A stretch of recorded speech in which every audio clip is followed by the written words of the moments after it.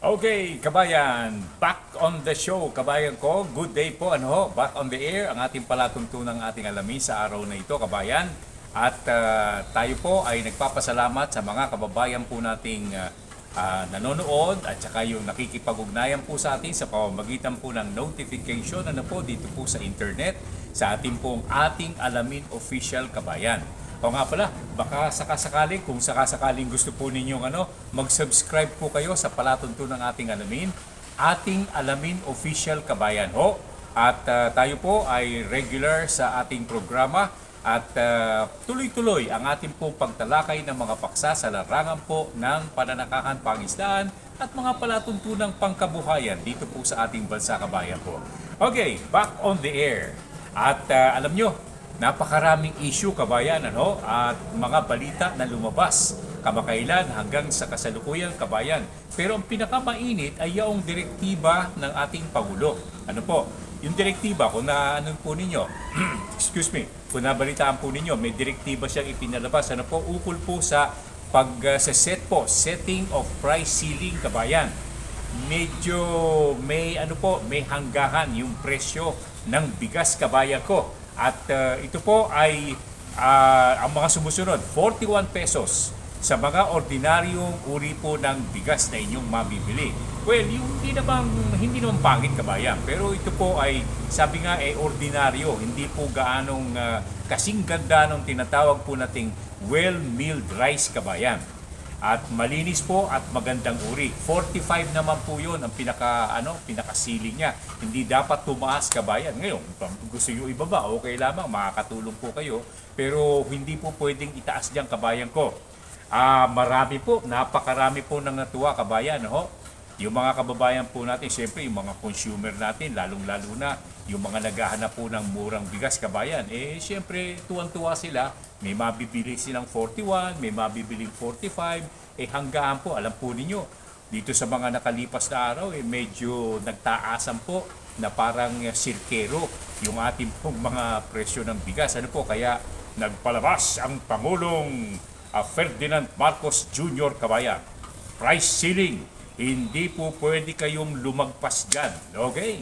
Natuwa ang ating pong mga kababayan. Pero, lungkot naman ang mga nagtitingi, ang mga retailers, kabayan. Kasi namumuhunan daw po sila di umano sa dating presyo na kanilang nakuha sa pagkuha po ng bigas. Kaya medyo lugi daw po sila. Pero angal po sila, pero baka sakasakali, sabi nila, baka naman magkaroon ng mga pagbabago sa mga darating na araw.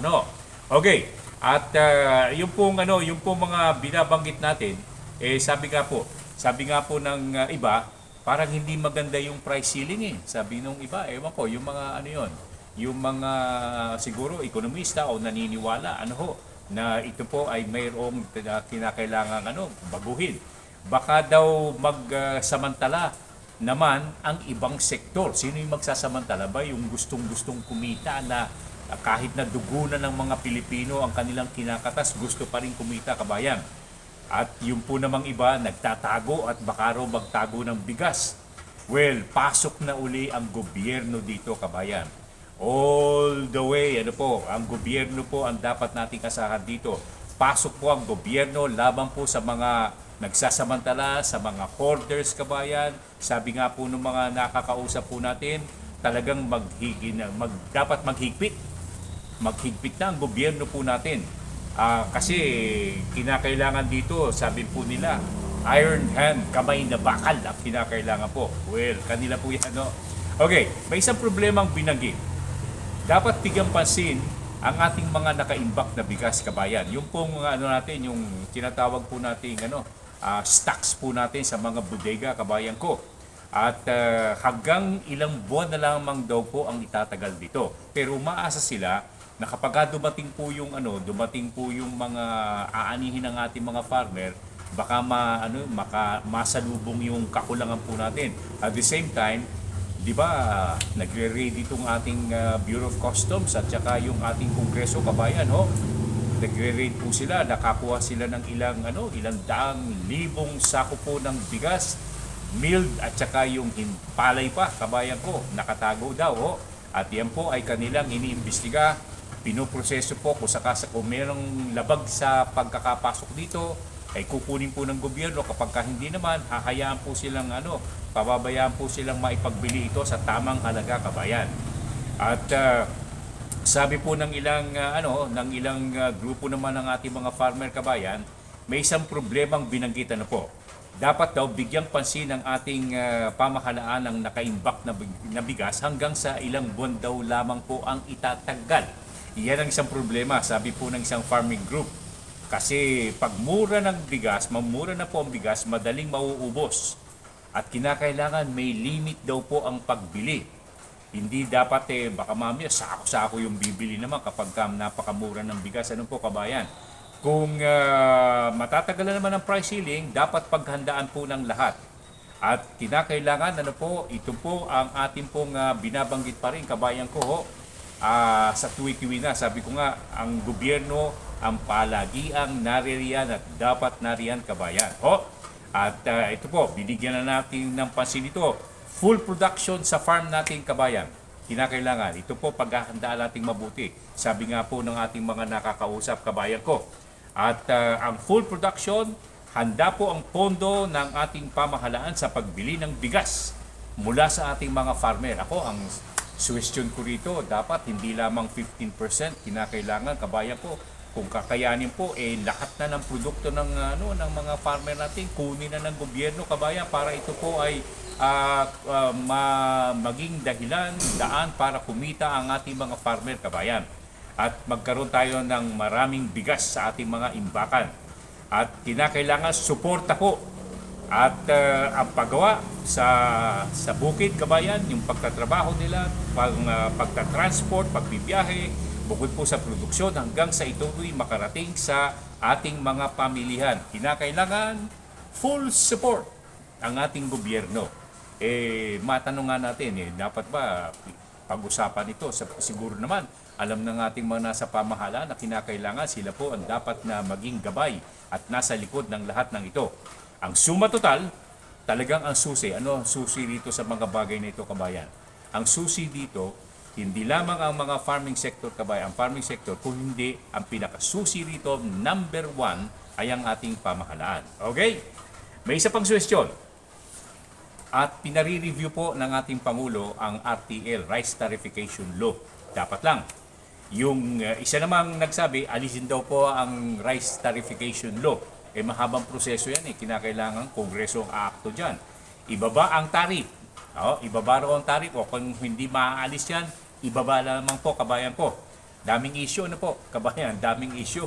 Kung mahina-hina ang loob ng isang namumuno, at nasa agriculture group sa gobyerno, ay magkakasakit sa puso, kabayan. Kaya relax lamang po tayo kahit na malaki ang problema. Sabi nga nung isang kantang narinig ko nung isang umaga, kapag ka ikaw may problema, tawanan mo lamang, kantahan mo lamang ang nasabing problema at makakalimutan na. Okay? May mga nagsuggest din na may mga kano. Ano yung kano? Yung mga kano, yung mga puti, kabayan ko. May mga kano daw na tutulong sa atin sa produksyon. Di ko quote unquote. Nung makita ko ang plano, ay lahat po ay high-tech, kabayan. High-tech po. Baka tayo ay mahirapan, kung tayo po ay magsasagawa niyan. Sa ngayon, hindi pa napapanahon, kabayan. Kasi ang problema natin ngayon, kabayan, dapat lutasin po natin yung kakulangan, yung high-tech sa susunod na, sa future na po, sa kinabukasan para paghandaan mo ng mabuti. Tsaka, syempre, lahat ng mga nasa farming sector maghahanda dyan. Hindi lamang yung mga bagong papasok sa agriculture, kung hindi, pati na po ang ating mga nakatatanda at yung tumatanda, kabayan. Marami na po. Kinakailangan paghandaan po yung high-tech na yan. At alam niyo, nakuha ko yung isang balita mula po sa India, di ba? Nakuha rin yun po. Nakakainggit sila, kabayan. Bakit kanyo nakakainggit? Ang dami nilang imbak ng bigas, kabayan. 40 million sa isang iglap lamang doon po sa kanilang mga bodega. Yan po ang kanilang yung po ang tinatago nila. Milyong kaban. At baka daw po mabawasan ang benta sa labas pa. Baka babawasan po nila yung pagbibenta ng bigas sa labas po ng kanilang bansa. At baka di umano, sumunod pa ang ibang mga exporter po ng bigas, yung mga bansa nag-export nito, baka gumaya po sa India, kabayan. Yun! Yon kabayan, ang mga issue na atin pong gustong pag-usapan at ibato po sa inyo ho. Panawagan po ng ating mga samahan ng mga farmers, bigyan po ng solid suggestion, full proof. Ano po? Ayan, panawagan po natin. Alam nyo kayong mga nasa farming group, yung pong mga farmers group natin, yung mga leaders natin. Ang wag naman po ninyo ikagagalit lahat motherhood statements ang binibigay nyo. Sana pag nagbigay kayo ng suhestyon sa gobyerno, samahan po ninyo ng aksyon yan. Suhestyon plus action, kabayan. Sabihin ninyo, eto ang mga suhestyon namin sa inyo, gobyerno. At kami po ay tutulong. Ganito ang gagawin namin. Yan, ito ang gagawin namin. Papasok po kami rito. Tutulong po kami sa mga magsasaka, lalo na sa mga maliliit. Dapat ganun, kabayan ko. Para nga nagkakaintindihan, lahat nagkakatulong-tulungan, kabayan. Okay, may mga suggestion ako doon sa mga tsaka na lang ating pag-uusapan ito. Yan po ang mga issue at panawagan po natin sa ating pong lahat ng mga kinukulan. Okay, sa ibang bagay naman, hindi issue, kabayan, kung hindi medyo magaang na topic po ito, kabayan. Alam nyo, kabayan ko, nakakatuwa at nakakalungkot. Napadako kami ng aking waswit, yung aking commander-in-chief. Waswit at tawag ko Tawag namin nung unang panahon pa, sa panahon ko. Sa isang mall, napadako kami sa isang mall, na-attract po siya sa isang kanyang paboritong prutas, kabayan. Banggitin na natin, atis, kabayan. Paborito niya yun Sapagkat nagtanim kami ng atis, namumunga-munga na po, kabayan ko. Bili agad. Hindi nagtanong, kabayan ko, hindi nagtanong. Sapagkat dahilan po sa excitement niya, naghanda ko kagad ng bayad, At nakita ko, meron 100, 200 ang inilalabas yata. Dalawang prutas kagad, dalawang piraso po ng nasabing prutas ang kanyang bibilin. Anak ko, nang ibinigay po ang presyo po, yung isang prutas, 1,600 plus ang isa. So, suma total, ang dalawang piraso po ng nasabing prutas, kabayan, 3,800. Hindi lamang kami napanganga, kabayan ko, gusto po namin ihulog yung prutas sa aming mga kamay sapagkat napakataas. Dalawang piraso lamang po. Titingin-tingin ako doon sa mga pantalon na naka-display, kabayan ko, nagustuhan ko isang pantalon, 1,400. Kung ang prutas po na yung bibili namin 1,600 ang isa, dapat siguro binili ko na yung pantalon, kabayan, sapagkat yung pantalon, matagal-tagal kong gagamitin. Yung atis, kabayan, yung prutas, kabayan ko, medyo madali nang kainin, sapagkat baka wala pang ilang minuto, ubos na yun. Okay. Ang nangyari po, isa na lang ang kinuha. Sapagkat, siyempre, nakakahiya naman na babaligtad po kami. Sapagkat yan napakamahal, hindi naman namin sinasabi na kami po ay magkukulang doon sa ating po mga kakailanganin. Pero para sa amin, kung kakain ka ng napakamahal na prutas, kabayan, wag na lang. Kasi daw, imported yun Yung local po natin, alam nyo, kung talagang tutusin, napadako po kami, bumili kami doon sa local, wala pang 15 pesos yung yung isang kilo, kabayan, medyo maliliit lamang ng konti, pero okay na rin. Matamis pa, mas matamis. At yan po ay isang bagay na naging karanasan natin. Kaya ang ginawa ko, kabayan, hinakot ko, kinuha ko lahat yung mga buto, at ito po ay itatanim ko na lang muna, At yan po inihahanda ko. Maliliit pa yung buto, kabayan, kaya hindi pa natin maipakikita, kabayan po. Pero yung buto ng nasabing prutas, baka pag tumubo po yan dito, sa loob po ng 5 hanggang 7 taon, may makuha na po kami. Okay, aral, kabayan ko.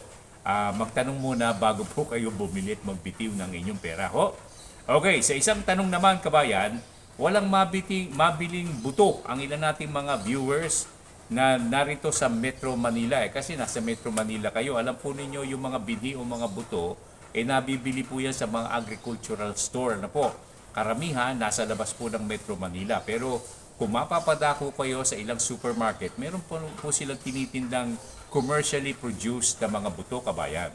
Pagka yan meron siguro mga buto dyan, kagaya po ng upland kangkong na hinahanap po nila. Upland kangkong, wala silang makuha. Okay, upland kangkong.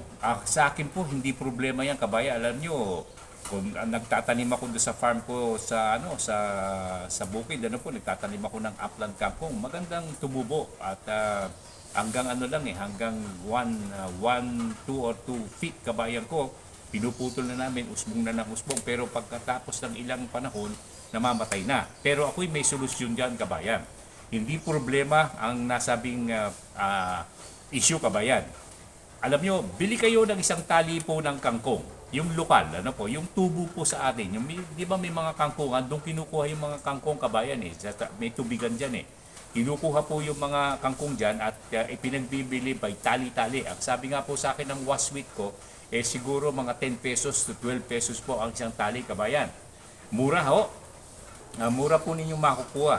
At kapag ka nakuha na po ninyo ang talbos po kabayan, okay, ito yan, kangkong.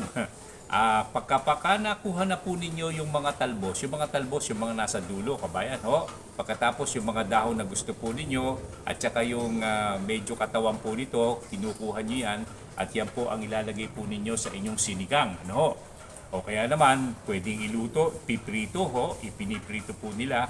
At yung iba naman talagang pinauusukan lamang at parang nilaga lamang, masarap ng kainin at meron na kayong kangkong na iluluto. May inaadobo rin po naman, inaadobo na rin. Okay. Yung pinakamagulang po, kabayan, yung pinakamagulang sa dulo, kunyari yan ang sa dulo, dito yung dito yung usbong. Yung pinakadulo, punin niyo yan kabayan ko, At kung kayo ay may mga container at mayroon kayong pagtataniman o kaya maliit na taniman kabayan, itusok lamang po ninyo na kagaya po ng ginawa ng aking waswit kabayan. At alam niyo yung waswit? Bakit waswit? Asawa at saka yung wheat kabayan, sweet. Yan, sweet asawa.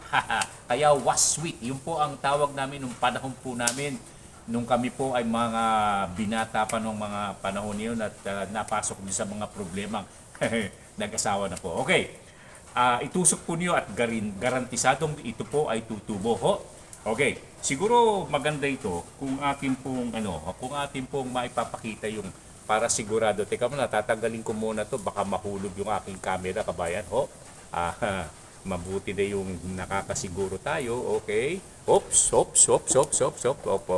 Okay. Ayan. Ayan, kabayan ko. Kita nyo? Ayan ang ngayon dati sa sa television, kabayan. Nasa studio ka. Kami po, outside broadcaster po ako ng mga panahong yung kabayan. Outside broadcaster. Ibig sabihin, nagre-remote po kami, At ang tawag doon sa outside broadcast. Okay? Sound and vision. Okay? Yung aking kangkong na itinanim ko sa maliit na patch of taniman, kabayan, nagbunga na po ng ating pong mga makukuhang mga dahon at saka mga sanga. Kita nyo yan? Yan.